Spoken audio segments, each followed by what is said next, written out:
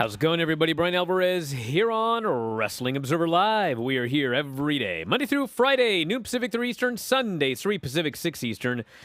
Well, it's Tuesday here on this show, and you know what that means? We got a lot to get into here today. Last night, Monday Night Raw. Go home Raw for the Crown Jewel show. We still have SmackDown. But a lot of stuff happened on the show last night, including new WWE Women's Tag Team Champions. We're going to do the Raw report, I think, in the second segment of the show today, because in the final segment of the show, Brett Lauderdale joins us to talk the new GCW streaming deal and more. That's coming up later on in the show here today. And then, of course, we've got the news, NXT lineup for tonight. Several wrestlers have been released from NXT, including Bodie Hayward. We're going to tell you about that today. We've got the SmackDown on FS1 numbers. That should be the top story. As well as Rampage on TNT. Becky Lynch getting a role in Young Rock. And a lot more to get into on the program here today. If you would like to text us, if we have time, the phone number is 425-780-7566. That is 425-780-7566. Bryan at WrestlingObserver.com. And at least for now, at Bryan Alvarez on Twitter. We're going to see how this whole Twitter thing goes. I hear they are trying to make some changes. And who cares? Why would I even bother? But that's another story for another day. For now, you can follow me on Twitter for all of your ratings, news, and analysis. Actually, mostly just some numbers that everybody gets really mad at. Like I really need to pay $20 to have all those idiots screaming on my timeline. Back in a moment with more Observer Live.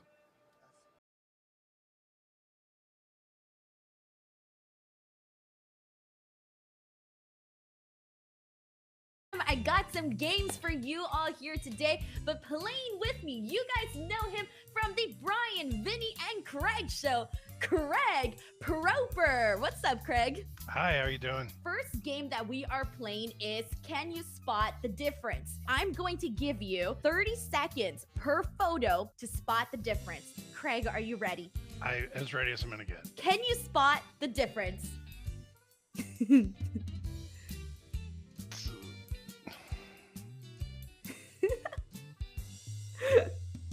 I can see you thinking, Craig. Oh my goodness. 15 seconds have gone by. Yikes.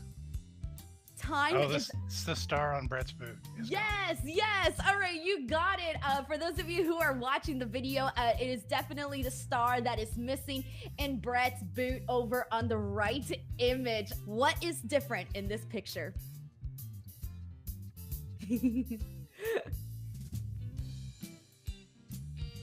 22 seconds left. 17 seconds. We're down to the wire, Craig. Oh my goodness. 10 seconds. 9, 8, 7, 6, 5, 4, 3, 2, 1. You don't have it? I don't.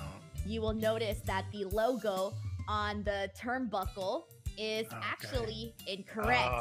On the left image, you have the regular photo, which is the WWE logo. I cropped it out, took those out, and I put the WWF logo. Can you spot the difference in these two photos? 18 seconds left. Good night. 13 seconds. 10, 9, 8, 7, 6, 5, 4, 3, 2, 1. Craig! It's not his nose, is it? It is actually his nose, Craig. Okay. You got it. It is the nose. I basically made it like larger and more round than it normally is. What is the difference in this photo?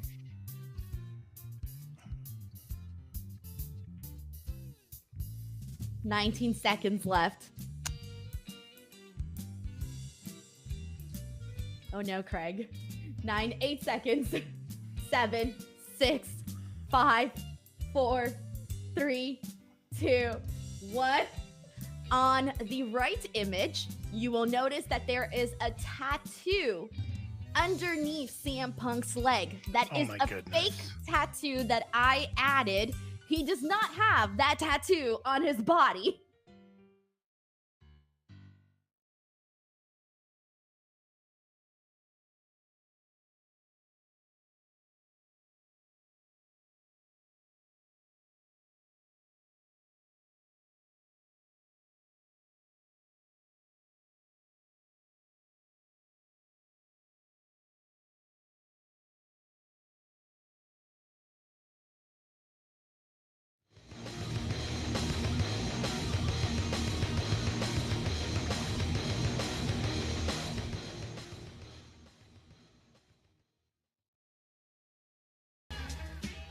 Back here on the show, Bryan Alvarez here, Wrestling Observer Live. You're already starting in a mood. What's going on? I'm in a mood by this Twitter stupidity. It's all exasperated? Stupid. You know what this it is? This is what Elon Musk is doing to you? It's stupid. What's going on? Listen, guys, it's not about do I have $20 to pay for the blue check mark. You don't even get it. The point of the blue check mark, I don't know if you're aware of this or not, is if you go on Twitter, you know that there are several fake Bryan Alvarez accounts. Well, how do you know which one is me? Well, the one with the blue check mark. So you're telling me that any bloke is just going to be able to go and make a fake Bryan Alvarez account and pay $20 and get a blue check mark? Hello? What if their name is really Bryan Alvarez, like the other Dave Meltzer? Well, I'm sure the other Dave Meltzer's got a verified check mark. You know what? If you think I need Twitter, think again. That guy hasn't even paid me for my super followers yet. And yes, I am blaming Elon Musk for not paying me yet. Anyway, I can shift my heat to somebody else right here. Do you remember, but a week ago, AW Dynamite moved to Tuesday nights, and they did like 850,000 viewers or something. It was below 1 million. Yes. And that bloke called.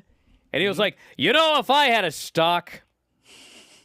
Yes, I remember this guy? If I had a stock. Yeah. And that stock was down 20% or whatever. Mm-hmm. And he was yelling like a madman. And I was like, brother, hold on a second. And I even told him, I said, what are you going to say when SmackDown moves to FS1 this coming Friday? And he ranted and raved, well, my stocks. Well, first off, you idiot. When your stocks drop 20%, you celebrate and you buy more stocks. Hello? That's why I'm rich and you're an idiot. Now, let's talk about this SmackDown number. SmackDown, on the same night, at the same time, moved to FS1. And they did 835,000 viewers. Now, I'm not a mathematician, okay? Mm-hmm. But by my calculations, that number is down more than 20%. Yes. In fact, by my rough calculations, and I'm sure the chat will correct me if I'm wrong off the top of my head, I would estimate that that's down approximately 64%. Is that right, chat? Yeah, about 2 million down to 835,000? Roundabouts. Yeah. You know what I'd do if my stocks dropped 63%? What's that? Well, first off, I'd pump a lot more money into them. But second off, how about that? So you're telling me 64% is correct. Can you believe that? So anyway, yeah, funny how that works. You move the show. Huh, wow. Well, yeah, talked about that But on that Friday. guy probably sold all of his holdings. Maybe. He probably bought high and sold low. That's why he had to call the 800 number, because it's toll-free. Because he can't afford to call the regular line. Calls the line of the pores. Yeah, we talked about that on Friday. I did. Every time they move it to FS1, it's been 880,000 people roundabout. There's been 2 times where it's been 1.030 million. I think the other time it was 1.032 million. So it loses 2/3 of its audience. That's just the way it goes. So no surprise, does the same thing in Canada. If you follow those numbers with John Pollock and Post Wrestling, the same thing happens. So now, with that said, in Canada, for whatever reason, those people up there with a lot of competition, with the Raptors playing, with the NHL, with Game 1 of the World Series, for whatever reason, the show did its like fourth best number of the year. So for whatever the reason was up there, it galvanized people. But down here, obviously, because of the competition and being moved to FS1, it didn't die a death, but it certainly didn't do that all that well. Now did it? And then, of course, the Rampage show on Friday night ended up doing 378,000 viewers. Lowest audience total for the show since July 29th, 27th on cable, 0.12. You know, this World Series apparently is a very popular sport. Have you heard of it? I would almost call it America's pastime, but I wouldn't not quite really go that anymore. far. No, not anymore. Now, the other story we have to talk about here today So, involves my favorite story, you? my favorite show. Oh. Several wrestlers have been released from WWE NXT. We have Ru Feng, Damaris Griffin, Erica Yan, Sloane Jacobs. Remember Sloane Jacobs? I do because of the name Sloane Jacobs. I don't know any of those four. I don't remember much beyond that. Ru Fang? And Bodie Hayward. What? Yeah, Bodie Hayward. What's going on there? And you know, when I first heard about this, and I was flooded with all of these messages, and they all of course involved me, because in fact, of all people, I was Bodie Hayward on the Halloween show last Tuesday, which coincidentally, as I was playing Bodie Hayward on this show on Tuesday night, he wasn't on NXT. The story was he wasn't there. What an amazing coincidence. But anyway, you know, they're doing this big storyline, which we spent way too much time on yesterday, where Kiana James wants to buy Chase U. And meanwhile, what's his face? Duke Hudson. It's so easy to remember these NXT names often because they're preposterous. Duke Hudson is now enrolled in Chase U, and Bodie didn't like Duke because Bodie likes Thea, and Duke is hitting on. So it's a very complicated thing that I felt was going to lead to what I explained yesterday, leading all the way through June, and then they graduate and blah blah blah. So I was like, oh my God, can you imagine? How in God's name do you cut Bodie Hayward in the middle of this? Now, all I will say, because I don't know all of the details, okay, but there was stuff going on. I guess the easiest way to describe it is apparently Bodie was a handful. So it wasn't just like, let's get rid of this guy or whatever. But I did hear from multiple people that it wasn't just, we're gonna cut some folks and we're gonna cut this person who's right in the middle of a storyline. There was more to the Bodie story. That's really all I can say because I actually don't know what the more is. But you got a bunch of guys and whatever, and they're in Florida, and there's a loop, and God only knows what can happen. But what perfect casting of yourself as Bodie for the Halloween show with everything that's now occurred. Perfect. And the fact of the matter is, these things have happened before with other people, and sometimes the people end up coming back later. So they do. Yeah, we'll see what happens with Bodie, but I think I would presume that the rest of those individuals were, they're not improving fast enough or whatever. So that's why they were gone. But it's possible there's one more. It's possible. I had heard 6 yesterday and 5 have come out. There may only be 5. But this is going to happen regularly, as we have noted in the past. They've kind of changed things up so that, you got a period of time, and they're going to be regularly evaluating you. And if you're not getting better in that evaluation period, unless you've got, whatever, they're like, well, we'll give this person an exception because they look like this or whatever. You're getting an evaluation period regularly, and people are going to be released on a regular basis. And that's that. So sad to see the storyline is not going to progress the way I wanted. But you know what? That's my lot in life. Well, you know what? They gave you a little bit of a consolation prize, though, because coming up on main event this week, Kiana James against Dana Brooke. Bonus Kiana James coverage for you, Bryan Alvarez. Cool, dude. Hope you're going to watch. Yeah, she's my It's hero. your girl. Your hero. Yeah. It's your girlfriend. She Love her. doesn't. She doesn't buy high, sell low. I can tell you that much. Yeah. Back in a moment. Observer Live.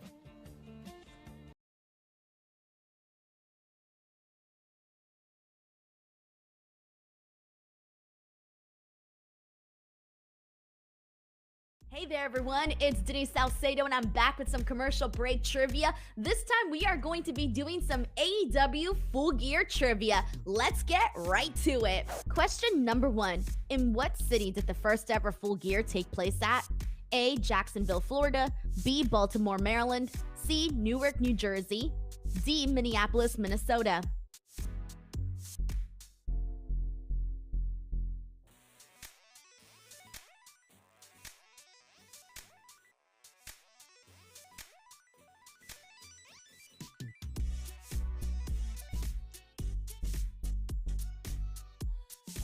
The first ever Full Gear was held in 2019 in Baltimore, Maryland. Question number 2.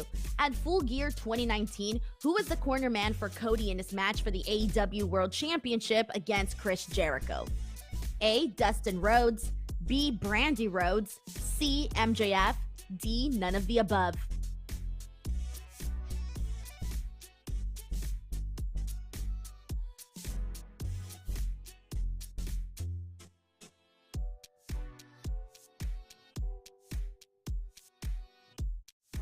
The correct answer is MJF. Question number 3. At Full Gear 2019, what 2 women were in the AEW Women's World Championship match? A. Riho versus Emi Sakura. B. Riho versus Bea Priestley. C. Riho versus Nyla Rose. D. None of the above.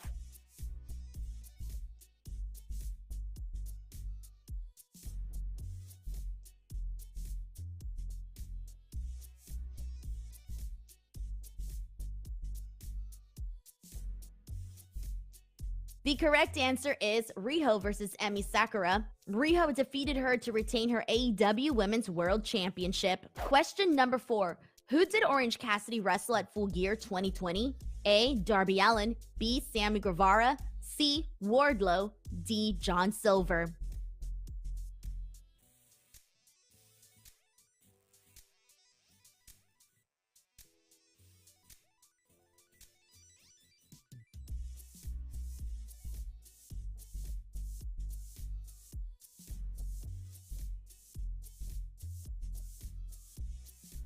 The correct answer is John Silver. Question number 5. True or false? Jon Moxley has main evented every Full Gear from 2019 through 2021. A. True. B. False. The answer is false. He did main event in 2019 in an unsanctioned lights out match against Kenny Omega, and again in 2020 in an I Quit match against Eddie Kingston for the AEW World Championship. However, he did not main event in 2021. That's a wrap for this trivia video. I will be back with a part 2 of AEW Full Gear trivia, but now back to the show.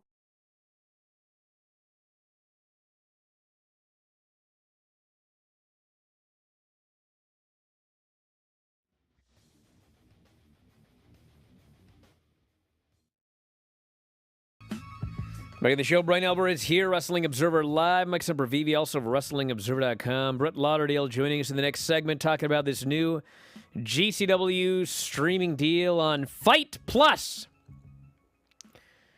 which is a place you can go to see a lot of me, apparently. Black Label Pros on there. GCW. Defy.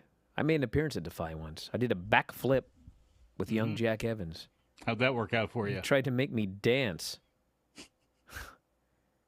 You don't dance. I'm still irritated to this day. Let's talk about Raw. I like this Raw. Oh. I liked it. And I like some of the stuff they're doing with their storytelling now. Ah, you like the pumpkins. I did like the pumpkins. I'm a sucker for that kind of stuff. So first we had Bianca Belair and Nikki Cross in a non-title match. and Bianca won. And then Io and Dakota started beating down Bianca afterwards. And who should make the save but the returning Asuka and Alexa Bliss? And they hit the ring. They made the save. Everybody went nuts. They go backstage. They cut a promo, and they said, you know what?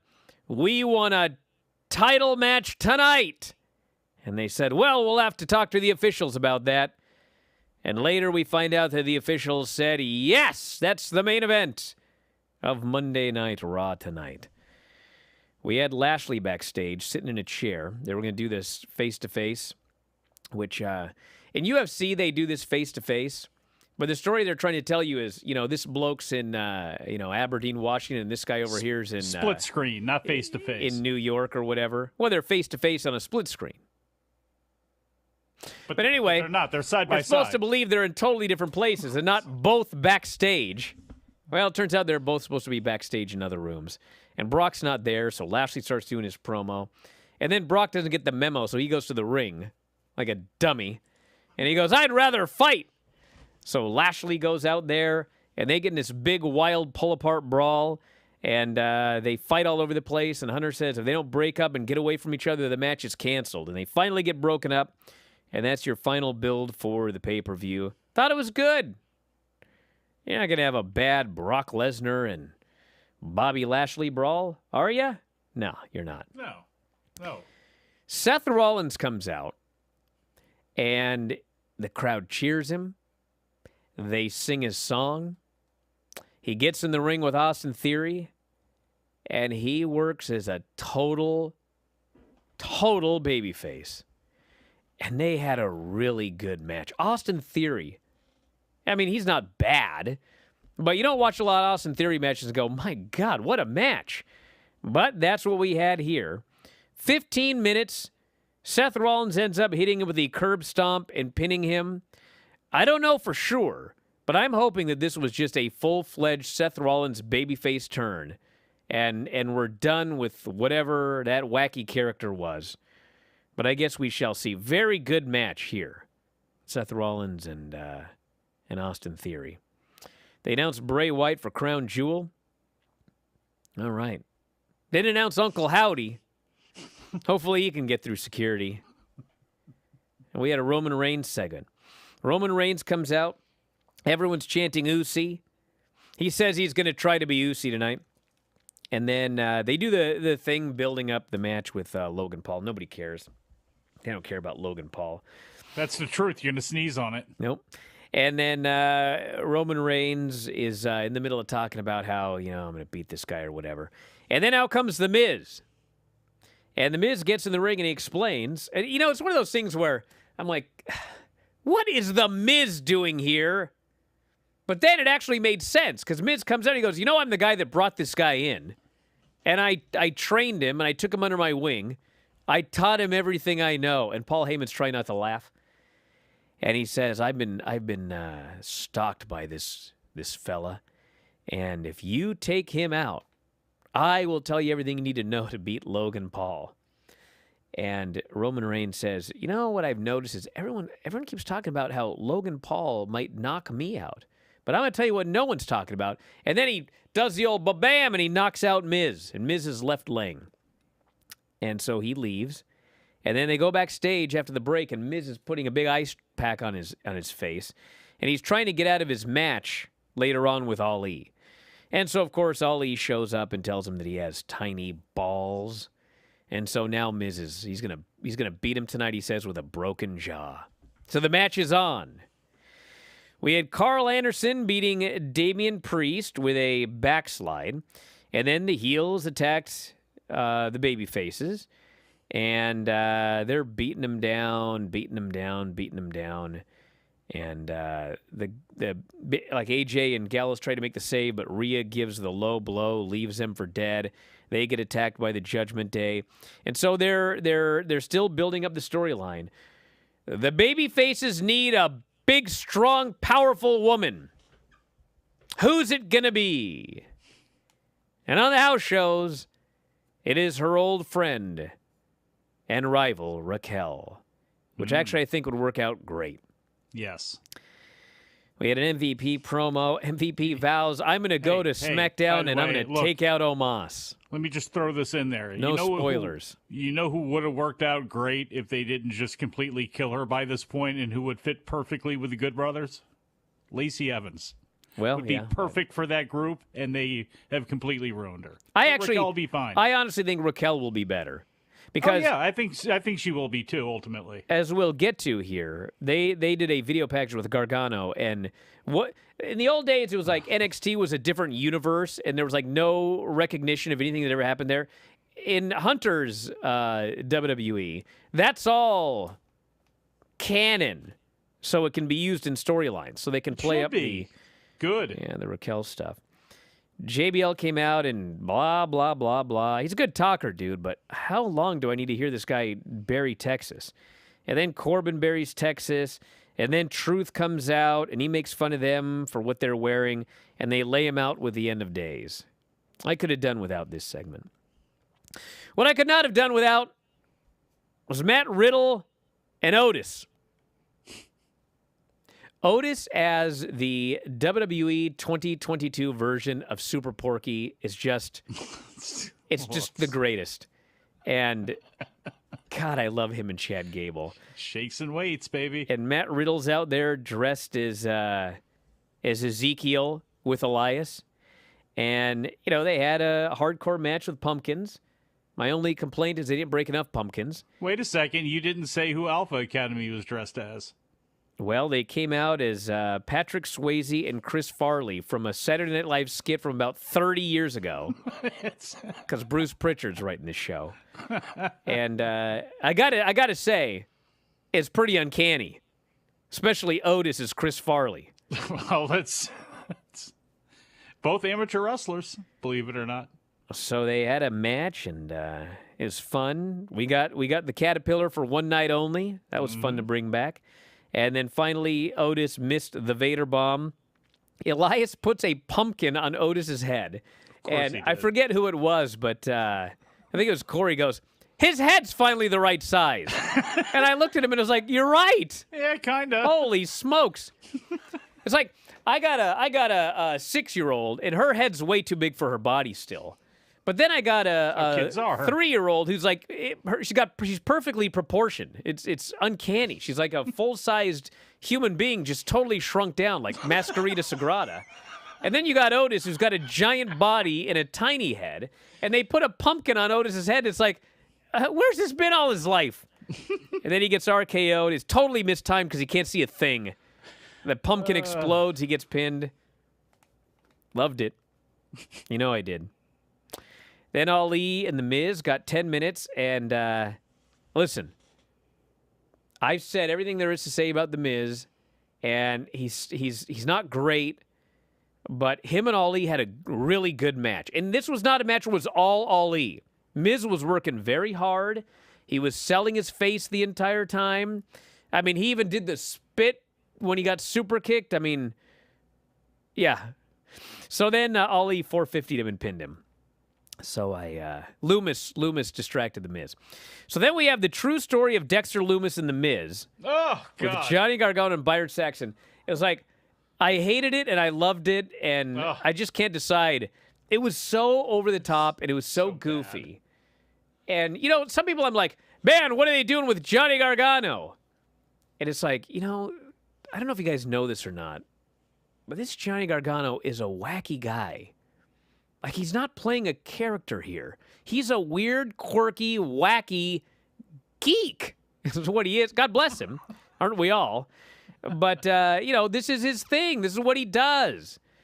And so, anyway, he tells this story that, long story short, and it was a long story, Dexter Loomis married into his family in NXT. Then he got fired. Then he was on the streets because he was in poverty. And then Miz, because Miz likes to think he's a celebrity, street drawing guy. He hired Loomis to pretend to stalk him, to make him seem more important, because an important celebrity gets stalked. Oh, no. And Byron's like, well, you know, there are a few times where, you know, they beat the hell out of each other. And Gargano basically says, well, you know, I think at some point he stopped paying him. So now he actually wants to kill him. Did you write this for them? This is something you would do. I mean, it probably is, but... Well, what about this? Well, hey, maybe he didn't pay him. I deal with that a lot, to be honest. So anyway, you got the impression that Gargano was full of it here, but we're not sure. It was just too long. And it then, was a little bit too long. Yeah, very quickly, Asuka and Alexa beat Dakota and Io to win the tag team titles. Really good match. Asuka and Io are awesome. New tag team champs. Thumbs up Raw, everybody. Back in a moment with more Observer Live.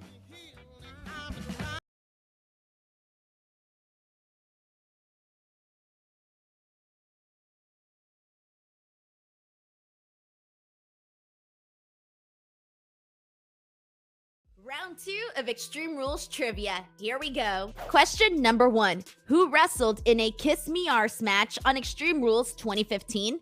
A. Neville versus Bad News Barrett. B. Dolph Ziggler versus Sheamus. C. Sheamus versus Bad News Barrett.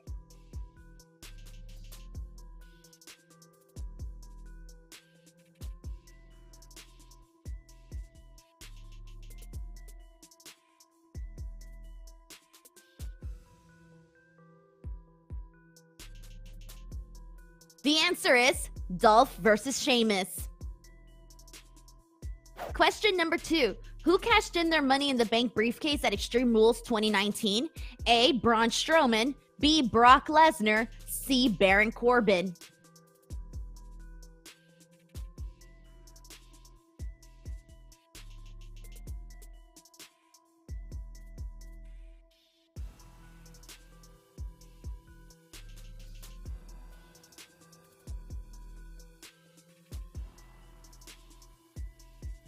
The answer is Brock Lesnar. He successfully cashed in and defeated Seth Rollins to win the WWE Universal Championship.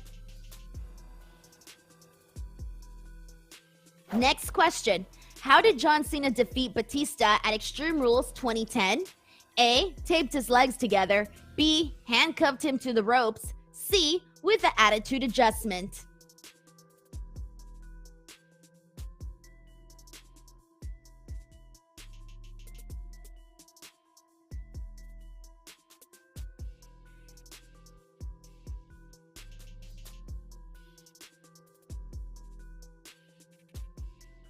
The correct answer is he taped his legs together during their last man standing match. Next question. What did Alexa Bliss ask Braun Strowman to do during the swamp fight with Bray Wyatt? A. To end Bray Wyatt. B. To come home and follow her. C. To sacrifice himself.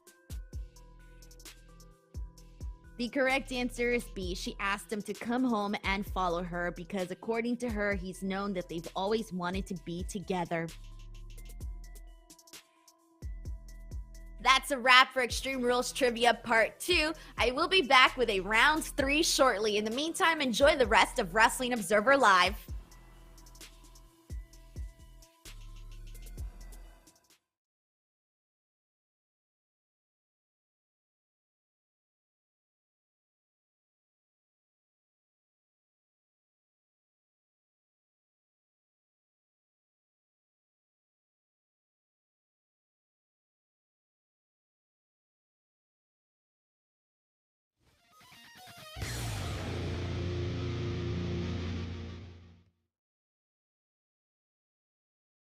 Back in the show, Bryan Alvarez here, Wrestling Observer Live. Mike Sempervive, also of WrestlingObserver.com. GCW is moving to Fight.tv on a full-time basis. Moving forward, all future live GCW events will be available on the Fight Plus service in addition to their entire back catalog. Well, the catalog is available starting today. First live event will air November 12th, the Nick Gage Invitational in Chicago. Fight Plus costs $4.99 a month, $49.99 for a year. Includes catalogs from companies like NWA, Bare Knuckle Fighting, Top Rank, and more. And Brett Lauderdale is joining us here on the show today to talk about this. Brett, how you doing? I am doing well, and thank you for having me here to discuss all of this exciting news. Yes, tell us about this this deal here. What are we getting? Well, it's pretty crazy. And when I first was discussing this with Fight, I had to like review this over and over to make sure that, I was reading it correctly, what they were proposing. And yeah, I mean, we are moving not just our entire catalog, which by the way has never been all available in one place before. Our entire catalog will be moving to Fight Plus, and all live events starting November 12th in Chicago. The Nick Gage Invitational will also be moving to Fight Plus, and they will be moving there for one single monthly price, $4.99, which is crazy. It's pretty much. I cannot think of a better value in wrestling. If you're a fan of independent wrestling or GCW, Fight Plus is about to be. It's, in my opinion, it's now the place to be. So we're excited to be a part of this. So essentially, if there were a show that involved, for example, Filthy Tom and I teaming up together, instead of paying the $14.95, you could watch it for the $4.99. Yeah, you can watch it anytime you want for $4.99. You can watch that. You can watch anything in the entire library, including Bryan Alvarez and Filthy Tom teaming up at the GCW Black Label show just recently. Actually, in Chicago, beat my Labor ass. Day I had weekend. the lineup wrong, but I'd like to think. So, well, yeah, so $4.99, you can get all of that. And we did have a question, which you've answered in other interviews, but for those that have not heard those, the big question, obviously, is the Collective, which is coming up WrestleMania weekend. Given that there are all sorts of different promotions involved in that, what do you know right now as far as how this will affect the Collective? Yeah, the game plan is, as advertised, all shows will be available on Fight Plus. Our lineup is not set yet, but barring some circumstance, unless there's a partner who's perhaps barred from, for whatever reason, or would have some sort of exclusion, the game plan is for all events at the Collective to be part of this one monthly fee, all live events. And we don't want to jump ahead too much to get to WrestleMania weekend. You've got a lot of things coming up. You've had a lot of things take place in the last couple of weeks. It has to be like a whirlwind for you. You were in the UK, you were in Tokyo, and then you were in the Junkyard in a very short period of time, doing a lot of different business in different places. What has this last couple of weeks been like for you? And just talk a little bit about what your world tour has been like. Yeah, this has definitely been the craziest 2-month and change stretch of my personal wrestling life and my GCW life. It's just, one country to the next, one time zone to the next. My body still is trying to figure out where exactly it is and when I'm supposed to sleep and when I'm not supposed to. But, it's been exciting. This is what we've worked so hard for.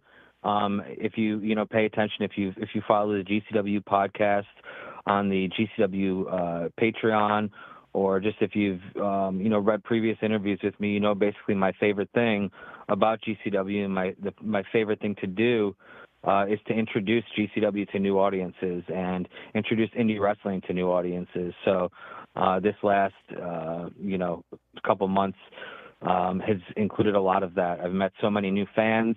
All the wrestlers that have been a part of it have met so many new fans, and it's been very rewarding and exciting and refreshing. It's been a lot of fun. I got to ask this question because you when I was actually at that show that we were talking about, Jon Moxley showed up, and he went out there and did a promo segment with Nick Gage. And they set up a match with Moxley's GCW title on the line. And if Nick Gage did not win, his career was over. And then, the next day, everything went down in the locker room with CM Punk. And it was not but a week or two later, Jon Moxley is suddenly the AEW champion. Did you have a heart attack when this happened, or did you presume that you would be able to work everything out? Certainly I was, like everybody was, was thrown for a loop, and it was, of course, unexpected, everything that happened. But there was no shortage of people messaging me or calling me and telling me that, you've got a problem now. And, I have to be honest with you. I never really was that worried because in all my dealings with Moxley over the last few years, everything that he said he was going to do, he's done. He's always been true to his word. He's always been fair to GCW. He's never really. There's never been any question about his commitment to GCW or following through on what he's agreed to do. So no, I really was never worried. Even right up until the point he showed up at the building. I never. We didn't get a chance to even discuss what had happened. Me and Moxley. It's just I never felt like we even had to. I just knew he was going to show up and business was going to be done the way that he had promised from day one, and that's what happened. Well, when this all went down, I was never worried about whether Moxley would want to do it or show up. My question was always, is Tony Khan going to be okay with his champion, going? And, I didn't know what you guys were going to do, but my presumption was that Nick Gage was not going to retire. Is Tony Khan going to be okay with his champion losing on a GCW show? Because, he's never allowed anything like that ever. But, I was just thinking about the whole thing as, the right thing to do. And for everybody, really, is for him to go and do that. And it turns out that Tony was fine with that, so. Yeah, listen, I'm sure that there was plenty of debate in the AEW offices over what should or shouldn't happen. But, again, Mox is not, he's not some newcomer on his first contract. He's not desperate for a job in any way, shape, or form.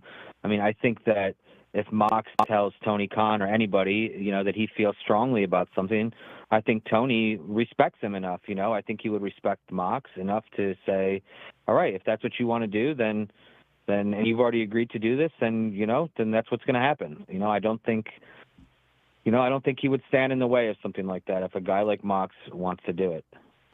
Well, leading into the match that weekend, there was the report that he had signed a new deal, which then led to a bunch of talk about GCW wrestlers or AEW wrestlers and whether they would be allowed to compete in GCW. I know you've tackled this with Sean Ross Sapp, I believe, last night, but can you just talk to our audience about that and what you know about that situation? Yeah. Again, I don't know anything official one way or the other. I've, of course, heard rumors about this. This isn't the first time that I've heard this. I'd heard before, previously, both reported and unreported, that all AEW wrestlers are banned from doing GCW shows. And then, a month later, there will be three AEW people on a GCW show. So, I don't know what the rules are, and who knows? Nobody's ever contacted me. Nobody said, all right, hey, listen, just so you know, going forward, our talent's not going to be available for you. And I know nothing of the sort. But what I do know is we still have good relationships with everybody that we've worked with at AEW in the past, and there are still lots of people on the AEW roster who I speak with regularly that hope to work for GCW, when the time and place is right. So, again, I think everything's just a matter of, circumstance and opportunity. And, if something fits and it makes sense, I think they would probably say yes. And if it doesn't fit or it doesn't make sense, they may say no, Obviously, building your own talent is extremely important, too, and whether or not anybody from AEW is involved in a GCW show, there are plenty of people out there for you to get, and you do that on plenty of your shows. Who are some of the people right now? Obviously, Leo Rush is now making an impact back on the independent wrestling scene, including having a match with Nick Gage, but who are some of the people that you can talk about in GCW right now that people should be keeping an eye on as we get into the end of the year? Yeah, well, obviously, I think as far as the youngest, the future goes, Nick Wayne is obviously a shining star. He's already he's not just the future; he's part of the present. He continues to get better every match. He works hard. He's humble. And he's hungry. We love having him around, and it's been fun watching his growth in just the little over a year that he's been with us. Aside from him, there's Jordan Oliver, who's almost the same thing as Nick Wayne. A student of the game, works hard every day, wants to be the best, continuously getting better. We've seen a transformation just in his body over the last 6 months to a year. He's been in the gym. He actually works out every day with Nick Gage, and they kind of motivate each other. And Jordan's just, he's just getting bigger, stronger, and better every day. Aside from those guys, I mean, it's a lot of the usuals, like Blake Christian's now back, the former Trey Baxter, and he's another guy who, again, he's just always trying to get better.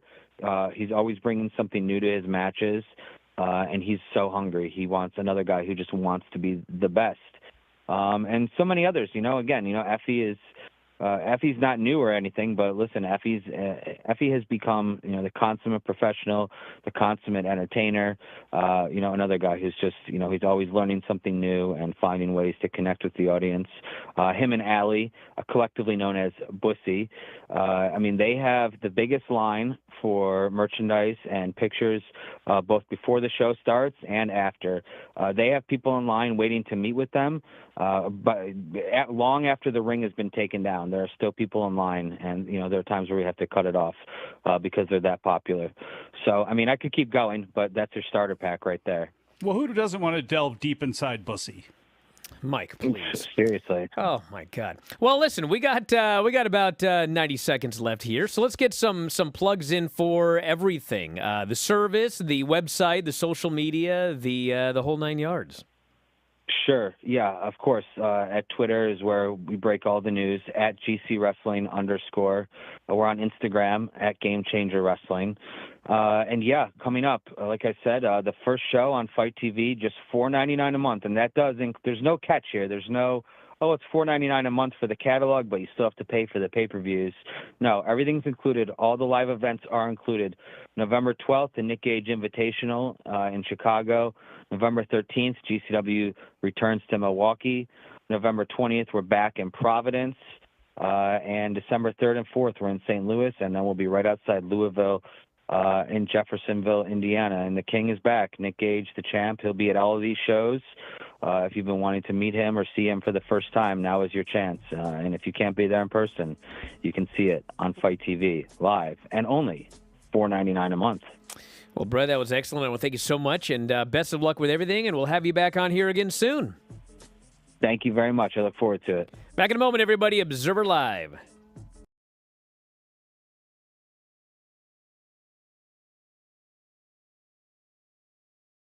Hey there, everyone. It's time for part 2 of the AEW Full Gear Trivia. Let's play question number 1. What match opened up Full Gear 2021?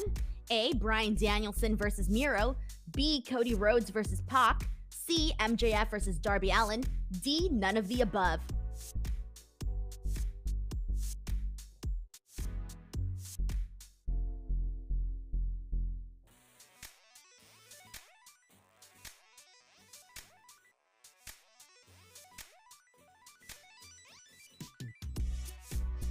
The correct answer is MJF versus Darby Allin, in which MJF got the win. Question number 2. How many title changes did we see at Full Gear 2021?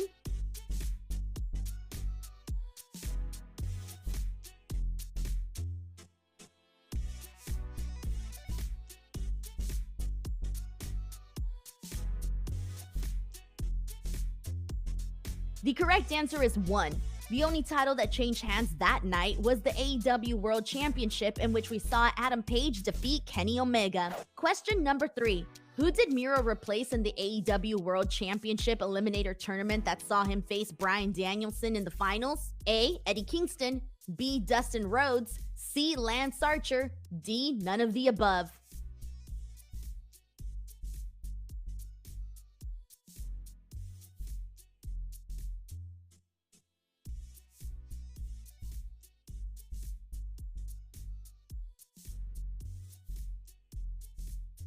The correct answer is none of the above.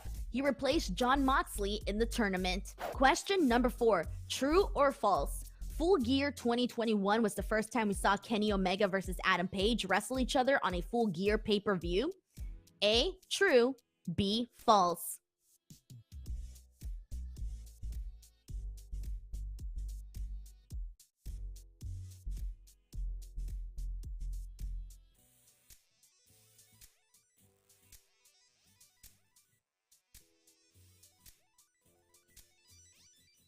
The answer is false. Paige wrestled Kenny at Full Gear 2020 in the finals of the AEW World Championship Eliminator Tournament to earn a future AEW World Championship match, in which Adam lost. Then fast forward to their main event match at Full Gear 2021 when Paige won the AEW World Championship. Question number 5. True or false?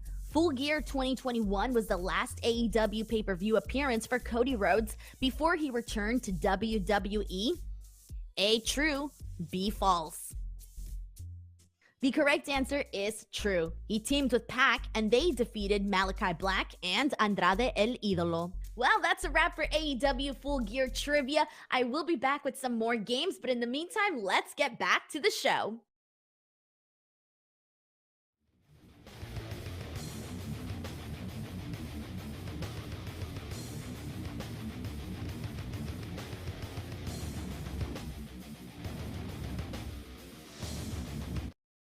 Is here, Wrestling Observer Live. Mike Sempervive, also of WrestlingObserver.com.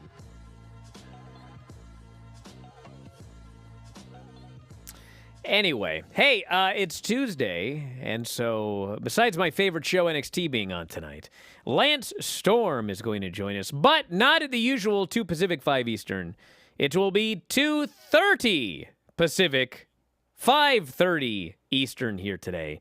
So 90 minutes from now, you can join us as Lance has got a lot of stuff to talk about on a wide variety of topics. Much like Filthy Tom did yesterday, we discussed his unfortunate and painful losing streak. He did nothing but lose all weekend. He lost to Ishii on Strong. He lost to Minoru Suzuki at Defy. He lost at both the Rumble on 44th Street and the night before the Rumble on 44th Street. Are you intimating that Lance would know something about a long losing streak? No, not at all. I'm talking about the show yesterday. I'm trying to plug other shows, bruh. Oh, really? Now you're going to start doing plug that your after show, all but of you're these busy interrupting years? me. 20 years? Golly. Christ. God, has it been 20 years? I don't know. 497. We've kept you employed for 20 years? Employed. Wow. Employed. Well, I mean, you are employed, technically. I mean, you're paid, right? That's what you want to call it. I'm not sure you're really employed. By the way, I'll be asking for a raise soon, putting you and Tony on blast publicly now. So, renegotiations in the public, if you will. Wow. Yeah. I know what you're looking to buy. Well, We are out of time, everybody. Check out our sponsors. And we'll be back tomorrow with more Wrestling Observer Live.